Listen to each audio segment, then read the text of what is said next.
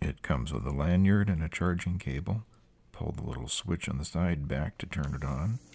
Hit the button and you get your arc. Slide the switch forward to turn it off.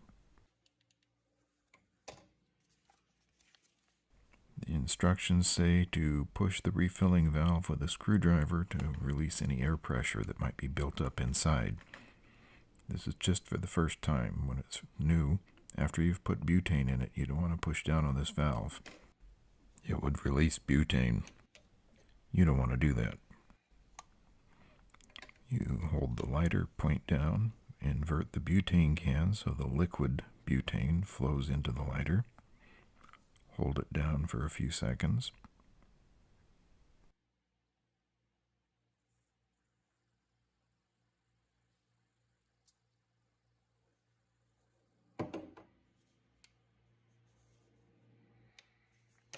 The instructions say to wait 3 to 5 minutes to let the butane stabilize after refilling. Okay, I've waited. Pull the switch back. Turn it on. Seems a little counterintuitive. Arc works. You pull this slider back and it ignites the arc briefly to light the butane.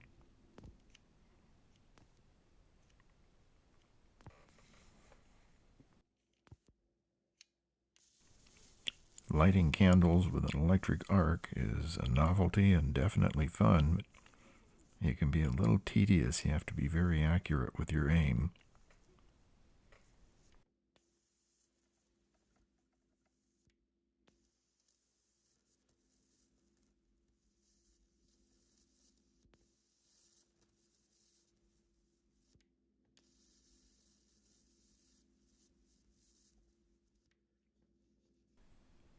Lighting candles with a blowtorch doesn't require accuracy or a steady hand.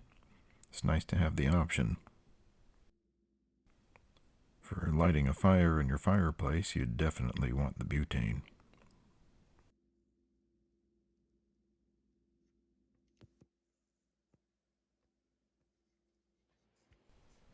We've all had candles that weren't burned long enough the first time they were lit, and you wind up with a deep well with a little wick at the bottom. This is so much easier than matches. All in all, it's fun, handy, and it makes a nice gift.